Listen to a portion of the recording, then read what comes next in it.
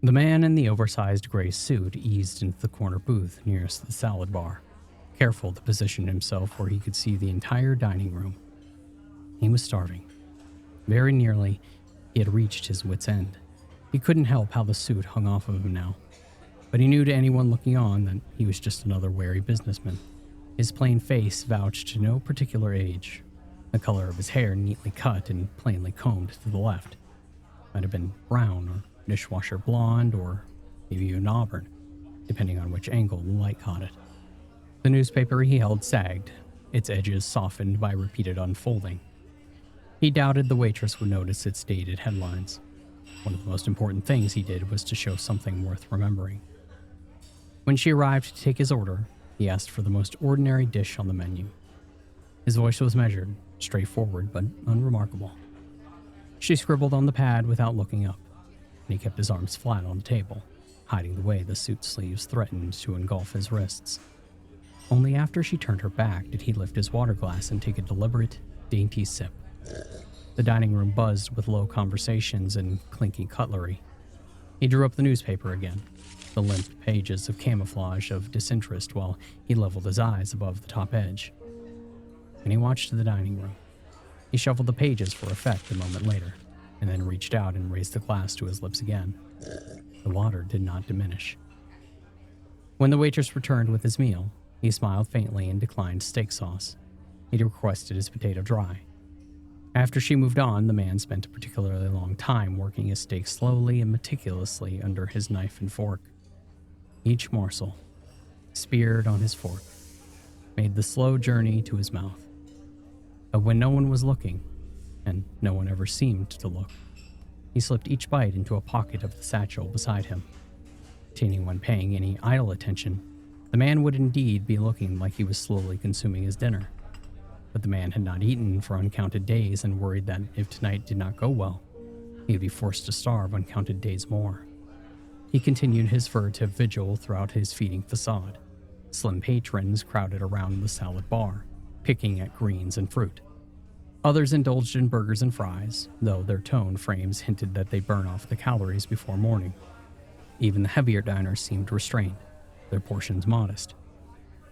And finally, his plate was clean, its contents fully hidden inside the satchel. He feigned another sip of water and then picked up the worn, outdated paper and resumed his faux perusal to make time. A fly landed on the potato skin and began to clean its legs, eyelashes thin. The man did not shoo it away, as others in the restaurant might have. Instead, he watched it idly as it went about its grooming ritual.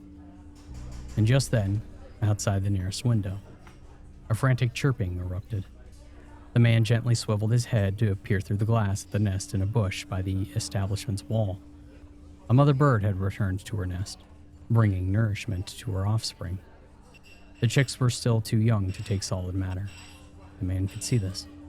But they needed only to open their mouths, and a wonderful prestiged curd would fill their stomachs. What a selfish creature, the bird. If only its young knew how lucky they were. His musings returned to the visitor on the potato skin. Perhaps the chick's meal had been a cousin of the fly. Maybe the two had munched side by side in the same garbage heap.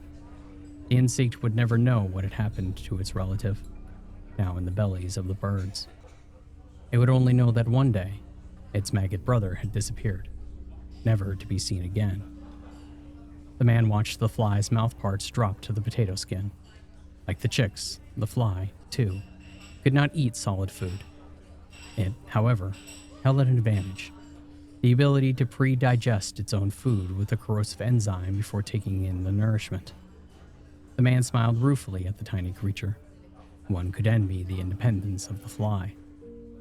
His nostrils twitched, and his attention wavered from these ruminations.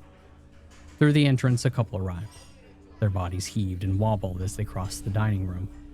The man in the gray suit watched their short, broad forms, nearly wide as tall, their shapes reminiscent of mobile feed sacks.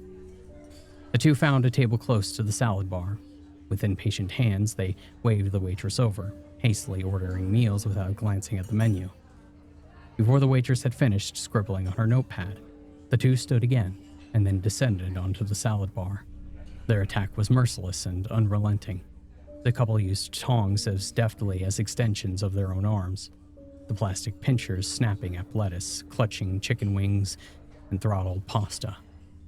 Plates tottered, laden with piles of disorderly clumps, which were immediately wolfed down back at the table. The man in the gray suit watched the ways in which the couple took advantage of the salad bar until, before too long, the waitress provided them with 2 tall stacks to keep them sated. Yet even these towers had dwindled by the arrival of the main course. The meals were devoured with no diminished appetite, as though the couple was desperately starved as the man in the gray suit.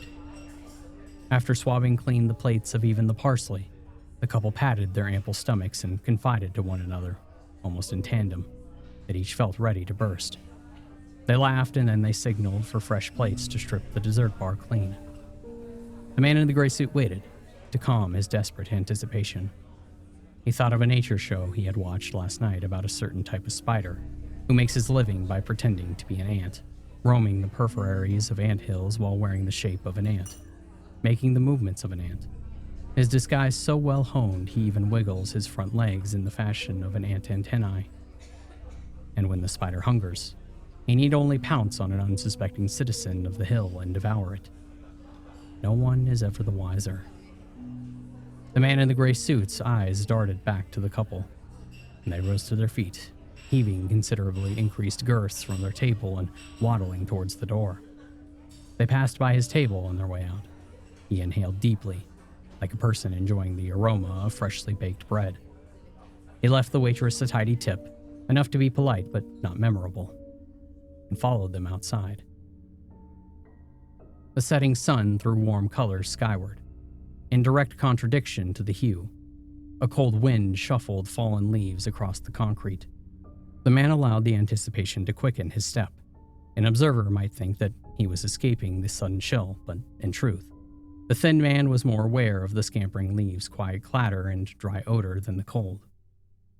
He swiftly scanned the parking lot and immediately relocated his quarry. He tracked the couple to their car, a lime green station wagon that creaked under their weight. His own vehicle, nondescript and parked nearby, was ready. He slipped inside, started the engine, and let them take the lead. Their route wound through quiet streets, growing more residential with each turn. He followed at a safe distance, headlights dimming, careful not to draw attention. At one corner, for a desperate second, the man in the gray suit thought that he had lost them and felt alarm widen his throat. Thankfully, halfway down the block, he caught sight of the car parked in the driveway of a house. As he passed, he saw the couple's 2 ample forms silhouetted on the front doorstep. He parked around the corner, retrieved his satchel from the passenger seat, and strolled casually down the sidewalk until he reached the hedge separating the yard from the street. There, he crouched and waited. A soft breeze set the leaves fluttering, and he felt their movements stroke his cheeks. He smiled at the pleasant sensation while waiting for the house to go dark. At about midnight, it did. Still, he waited. It was easier now if he was here. The anticipation, an unbearable weight while stalking, took on in the moments of pleasure drone. Through the shifting leaves, he watched the lingering whirl of the constellations. When Aldebaran shifted to just enough to mark the hour, he moved. The French doors at the back of the house were locked, of course, but a sharp twist to the handle broke the mechanism. Inside the house was plush and overstuffed with billowy sofas and massive lazy-boys. He crept through the living room into the stairwell, resting one hand lightly on the balustrade. He listened to snores from the master bedroom growing louder, and he ascended, his steps light on the carpeted stairs. The couple slept soundly, a moonlight heap filling in the breadth of the king-sized bed. He stepped to the closest sleeper. It was the husband. And gently, the man in the gray suit pulled back the sheet, slowly and carefully, so as to not wake him. With the same gracefulness, he raised the nightshirt to expose the belly. The husband began to stir. His eyes, gummy with sleep, opened. A slurred protest began to form in his throat, but it was already too late by then. The man in the gray suit stretched his mouth open to the human limit. And then, with a sharp, wet pop, opened it wider until his chin pressed flat against his sternum. He lifted his tongue to the roof of his mouth, and a fleshy tube about the thickness of a pinky finger that then tapered to a sharp point freed itself from the soft folds of his mouth parts. The first drops of fluid hit the man's skin, clear and viscous, just before the proboscis pierced him. The husband, awareness and alarm finally lighting his eyes, raised a hammy fist towards the man's face before dropping to the mattress with a soft thump. The wife snored on until the man, now filling his gray suit quite ably, finished. She stirred when the sheets were lifted from her too, but not for long. And just before dawn, the remnants of the couple ended up folded into the satchel. The pair fit quite snugly. All that remained of them were bags of skin droppings with the weight of bones and withered viscera. There was a bridge on the outskirts of town. It was an early autumn morning. No one was out.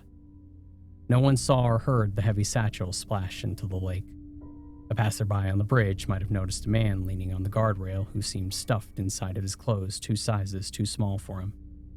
This observer might have detected the man's exceptionally vibrant color, pleased and pink as a healthy baby's.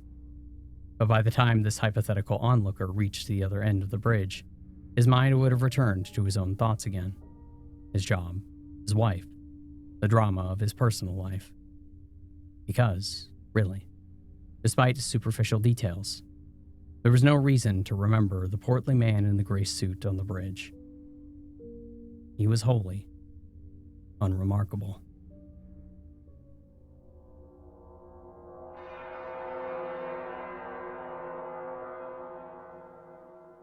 There are rules about old houses.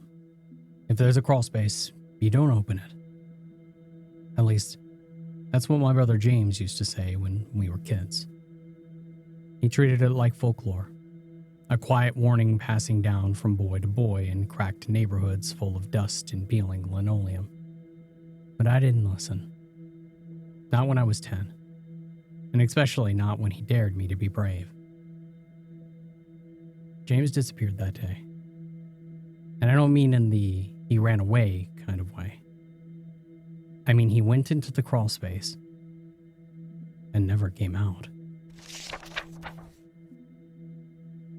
We moved into the house just after my dad's job transfer, one of those early 80s developments right on the outer edge of Cincinnati, Ohio. All the houses looked like they were copy-pasted from a catalog, single level, outdated even back then, with plastic siding and those hollow wooden doors that you could punch through if you got mad enough. But ours had something that the others didn't. A hatch inside the hallway closet. My mom said that it was to access the crawlspace. Nothing special, nothing dangerous. Still, she told us not to go in there. It's for insulation and wiring. You'll get dirty, and you'll break stuff. Dad had a darker approach. There are rats down there the size of cats. You want to lose a finger? But of course, when you're a kid, all that means is go in there immediately. James was 2 years older, always the investigator. He was smart, way too smart for how bored he constantly was, and brave in the obnoxious older brother way that made me feel like I had something to prove. He was the one who suggested it. If I go first, you gotta follow, he said, grinning like this way was a rite of passage. No chickening out, okay? We waited until our parents left to go get groceries one Saturday. I remember the carpet being worn thin under our knees as we knelt at the closet hatch. He flicked on his red plastic flashlight, the kind with the huge rectangular batteries, and said, 5 minutes. If I'm not back in 5 minutes, then I got eaten by a radioactive mole. And then he dropped into the hatch with a thud, the light bobbing as he crawled. I remember laughing, but that laugh didn't last long. At first, I had heard shuffling, and then nothing. No flashlight beam bouncing, no sarcastic boo echoing up from below. Just silence. Then came the sound that I still hear in my dreams. Dragging. Not fast, not human. A wet sort of slide. like something big pulling itself through mud. And then a tap, tap, tap from beneath the floorboards. Not just under the closet, but under the hallway, under the kitchen. It was like something crawled beneath the whole house, following me. I screamed. I screamed until I nearly passed out. The police were called. My parents rushed back. I was shaking and crying and hysterical. I told them what I had heard, what I saw, how James had gone down and had just vanished. My dad opened the hatch and shined his flashlight down there. He even crawled in a few feet. But there was nothing. Just dirt, pipes, and spiderwebs. No sign of James. No blood, no shirt, no flashlight. No boy. The story made the local paper. Boy missing in mysterious disappearance. Volunteers combed the neighborhood. Dogs sniffed the yard. A team even went under the house with a grounded radar. And still nothing. People assumed that he had just run away. Or that I was lying. That we were just playing a game that went too far and I was covering up for something awful. But that wasn't it. I knew something had taken him. My parents ended up unraveling. My dad buried himself in whiskey, and my mom started sleeping during the day and wandering out at night. And I stopped talking altogether. For months, my voice was just gone. Doctors said that it was trauma. My therapist said that it would come back with time. But the truth was, I didn't want to speak. Because the thing in the crawl space had heard me. Time passed. I grew up, left home at 18, went to school in Michigan. Changed my name legally so that way I wouldn't be associated with the story. I never went to the house. Until last week. It started with a letter. No return address, just a stained white envelope left at my apartment door. Inside was a Polaroid. James. At least, I think it was James. He was older, gaunt. His skin had this yellowy gray tint, and his eyes looked like they had sunk into his skull. He was crouching in what looked like a tunnel, flashlight in one hand. His shirt was the same as he had worn when he had vanished, faded red with a small tear near the collar. And behind him, in the shadows, was something tall. I dropped the photo, threw up in the sink, but I kept it. And so I drove. And it was raining when I got there. The house had changed, but only on the surface. A new coat of paint, the lawn was trimmed. Someone had replaced the siding and paved the driveway. But the structure was the same. Same hallway, and same damn closet. And when I opened the door, the hatch was still there. I should have left. I should have called the police or a paranormal investigator or anyone, but instead, I opened it and found it already unlatched. I slid in slowly, flashlight in hand. The air was stale and wet. The dirt was loose, like it had been disturbed recently. The crawl space extended deeper than I remember. The original builder had said the space was no more than 4 feet high and only ran the main living room and the hallway. But now it went on for yards. It sloped down slightly. I had to crawl with my elbows tucked in, pushing my flashlight ahead. The walls were close, and the air got colder, and that's when I started seeing them. Symbols, scratched into the wood beams. Shapes that I can't explain. Some looked like spirals made of teeth. Others looked like jagged lines that made my vision blur if I looked too long. The deeper I went, the more I felt like I was underwater. My ears popped and my fingers went numb. I should have turned back, but I couldn't. Something was calling me forward. And then I saw him, James, sitting cross-legged in the dirt. His hair was long, matted. His jaw was slack. His eyes locked on me, milky and unfocused. And he didn't look surprised. I dropped my light. "James?" I whispered, barely able to speak. His mouth moved, but no sound, just shapes. He was mouthing something. I leaned in. That's when I heard the noise again. The tap, tap, tap. This time it was coming from behind me. I turned to the crawlspace back door, but the tunnel had changed.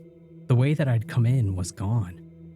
In its place was just a solid wall of dirt. I screamed, I crawled, I slammed my fist into the earth until they bled, but nothing gave way. And James was still there, staring, his lips still moving. And then I finally made out the words. "It wears your voice. It wears your face." That was 5 days ago. I've been down here ever since. No food, no water. But I'm not dying. Something is keeping me alive. I don't sleep anymore. I just lay here listening. The tapping moves now. Around me, above me. And I think it's in the walls. Sometimes I hear footsteps overhead. Heavy, slow, like someone dragging one leg. Sometimes I hear it crying in my voice. And other times, I hear myself, my voice, screaming for help upstairs, laughing in the hallway, singing songs that I haven't sung in years. It's practicing me. So if you get a call from me, if you see a man who looks like me standing outside your door, don't answer it. Because I'm still here. And the thing upstairs, it just learned how to smile.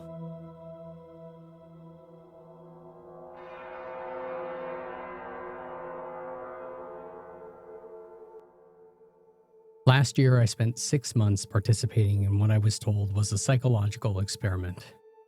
I found an ad in my local paper looking for imaginative people looking to make good money. And since it was the only ad that week that I was even remotely qualified for, I gave them a call and we arranged an interview. They told me that all I would have to do is stay in a room, alone, with sensors attached to my head to read my brain activity. And while I was there, I would visualize a double of myself. They called it my Tupla.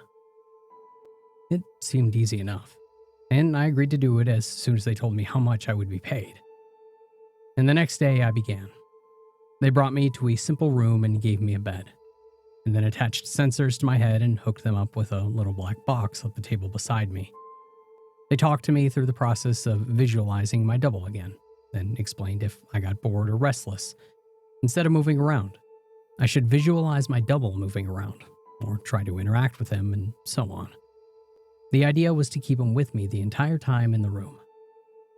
I had trouble with it for the first few days. It was more controlled than any sort of daydreaming that I'd done before. I'd imagine my double for a few minutes, then grow distracted. But by the fourth day, I could manage to keep him present for the entire 6 hours. They told me that I was doing very well. The second week, they gave me a different room with wall-mounted speakers. They told me that they wanted to see if I could keep the Tupla with me in spite of a distracting stimuli. The music was discordant, ugly, and unsettling. And it made the process a little more difficult, but I managed it nonetheless. The next week, they played even more unsettling music, punctuated with shrieks, feedback loops, and what sounded like an old-school modem dialing up, and guttural voices speaking some foreign language. I just laughed it off. I was a pro by then. After about a month, I started to get bored. To liven things up, I started interacting with my doppelganger. We'd have conversations or play rock, paper, scissors. Or I'd imagine him juggling or breakdancing or whatever caught my fancy. I asked the researchers if my foolishness would adversely affect their study, but they encouraged me. And so we played and communicated. And that was fun for a while. And then it got a little strange. I was telling him about my first date one day, and he corrected me. I'd said that my date was wearing a yellow top, and he told me that it was a green one. And I thought about it for a second, and then realized that he was right. It creeped me out, and after my shift that day, I talked to the researcher about it. You're using thought form to access your subconscious, they explained. You knew on some level that you were wrong, and you subconsciously corrected yourself. What had been creepy was suddenly cool. I was talking to my subconscious. It took some practice, but I found that I could question my tulpa and access all sorts of memories. I could make it quote whole pages of books that I had read once, years before, or things that I had been taught and immediately forgot in high school. It was awesome. That was around the time that I started calling up my double outside the research center. Not often at first, but I was so used to imagining him by now that it almost seemed odd to not see him. So whenever I was bored, I'd visualize my double. And eventually I started doing it almost all of the time. It was amusing to take him along like an invisible friend. I imagined him when I was hanging out with friends or visiting my mom. I even brought him along on a date once. I didn't need to speak to him out loud, so I was able to carry out conversations with him and no one was even the wiser. Now, I know that sounds strange, but it was fun. Not only was he a walking repository of everything I knew and everything that I'd forgotten, but he also seemed more in touch with me than I did at times. He had an uncanny grasp of the minutia of body language that I didn't even realize that I was picking up on. For example, I thought that the date that I had brought him along for was going badly. But he pointed out how she was laughing a little too hard at my jokes and leaning towards me as I spoke, and a bunch of other subtle clues that I wasn't consciously picking up on. I listened, and let's just say that the date went pretty well. By the time that I had been at the research center for 4 months, he was with me constantly. The researchers approached me one day after my shift and asked if I had stopped visualizing him. I denied it, and they seemed pleased. I silently asked my double if he knew what had prompted that, but he just shrugged it off. And so did I. I withdrew from the world a little at that point. I was having trouble relating to people. It seemed to me that they were so confused and unsure of themselves, while I had a manifestation of myself to confer with. And it made socializing awkward. Nobody else seemed aware of the reasons behind their actions. Why some things made them mad and other things made them laugh. They didn't know what moved them. But I did. Oh. Or at least, I could ask myself and get an answer. A friend confronted me one evening. He pounded at the door until I answered it and came in fuming and swearing up a storm. "You haven't answered when I called you in fucking weeks, you dick!" he yelled. "What's your fucking problem?" I was about to apologize to him and probably would have offered to hit the bars with him that night, but my tulpa grew suddenly furious. "Hit him," he said. And before I knew what I was doing, I had. I heard his nose break, and he fell to the floor and came up swinging. And we beat each other up and down my apartment. I was furious then than I ever had been, and I was not merciful. I knocked him to the ground and gave him 2 savage kicks to the ribs. That was when he fled, hunching over and sobbing. The police were by a few minutes later, but I told him that he had been the instigator, and since he wasn't around to refute it, they let me off with a warning. My tulpa was grinning the entire time. We spent that night crowing on about my victory and sneering over how badly I'd beaten my friend. It wasn't until the next morning, when I was checking out my black eye and cut lip in the mirror, that I remembered what had set me off. My double was the one who had grown furious, not me.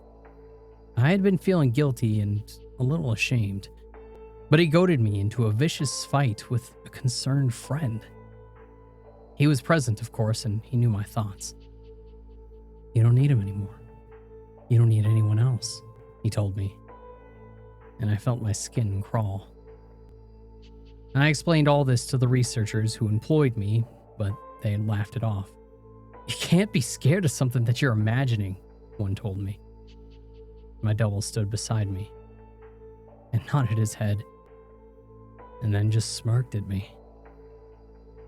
I tried to take their words to heart, but over the next few days, I found myself growing more and more anxious around my tulpa, and it seemed that he was changing. He looked taller and more menacing. His eyes twinkled with mischief, and I saw malice in his constant smile. No job was worth losing my mind over, I decided. If he was out of control, I'd put him down. I was so used to him at that point that visualizing him was an automatic process, so I tried my damnedest to not visualize him. And it took a few days, but it started to work somewhat. I could get rid of him for hours at a time, but every time he came back, it seemed worse. His skin seemed ashen, his teeth more pointed.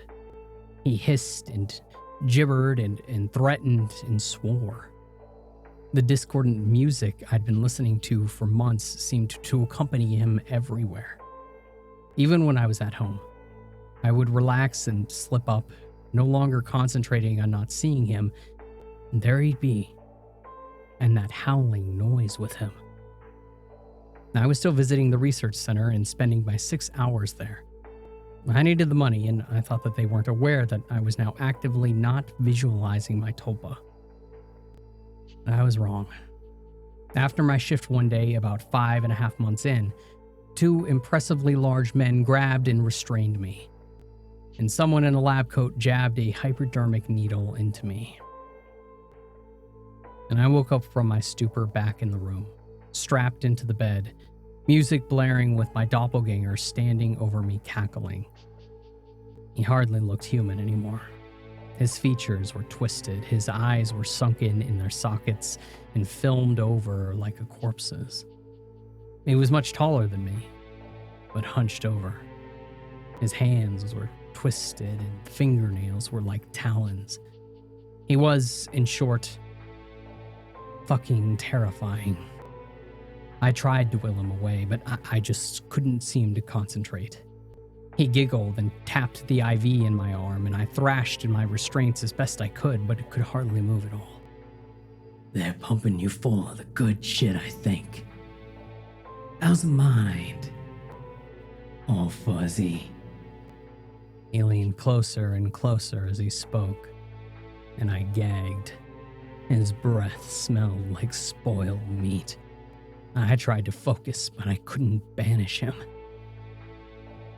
And the next few weeks were terrible. Every so often, someone in a doctor's coat would come in and inject me with something, and force feed me a pill. They kept me dizzy and unfocused, and sometimes left me hallucinating or delusional. My thought form was still present, constantly mocking. He interacted with, or perhaps caused, my delusions. I hallucinated that my mother was there, scolding me, and then he cut her throat and her blood showered me. It was so real that I could taste it. And the doctors never spoke to me. I begged at times, screamed, hurled invectives, demanded answers. They never spoke to me. They may have talked to my tulpa, my personal monster. I'm not sure. I was so doped up and confused that it may have just been more delusion, but I remember them talking with him. And I grew convinced that he was the real one, and I was the thought form. He encouraged that line of thought at times, and mocked me at others. Another thing that I pray was a delusion is that he could touch me. More than that, he could hurt me. He'd poke and prod at me if he felt that I wasn't paying enough attention to him. Once he grabbed my testicles and squeezed until I told him that I loved him. And another time he slashed my forearm with one of his talons. I still have a scar. Most days I can convince myself that I injured myself and just hallucinated that he was responsible. Most days. And then one day, while he was telling me a story about how he was going to gut everyone I loved, starting with my sister, he paused. A querulous look crossed his face and reached out and touched my head, like my mother used to when I was feverish. And he stayed still for a long moment and then smiled. "All thoughts are creative," he told me. And then he walked out the door. 3 hours later, I was given an injection and passed out. I woke unrestrained, shaking. I made my way to the door and I found it unlocked. I walked out into the empty hallway and then ran. I stumbled more than once, but I made it down the stairs and out into the lot behind the building. There I collapsed, weeping like a child. I knew that I had to keep moving, but I couldn't manage it. Eventually, I got home. I don't remember how. I locked the door and shoved a dresser against it, took a long shower, and slept for a day and a half. Nobody came for me in the night. Nobody came for me the next day or the day after that. It was over. I had spent a week locked in that room, but it felt like a century. I had withdrawn so much from my life beforehand that nobody had even known that I was missing. The police didn't find anything. The research center was empty when they searched it. The paper trail fell apart. The names that I'd given them were aliases. Even the money that I received was apparently untraceable. I recovered as much as one can. I don't leave the house much, and I have panic attacks when I do. And I cry a lot. I don't sleep much, and my nightmares are terrible. It's over, I tell myself. I survived. I used the concentration those bastards taught me to convince myself. And it works. Sometimes. But not today, though. 3 days ago, I got a phone call from my mother. There had been a tragedy. My sister's the latest victim in a spree of killings, the police say. The perpetrator mugs his victims and then guts them. The funeral was this afternoon. It was as lovely as a service as a funeral can be, I suppose. But I was a little distracted, though, because all I could hear was music coming from somewhere distant. Discordant, unsettling stuff. Kind that sounds like feedback, and shrieking, and a modem dialing up. I hear it still. A little louder now.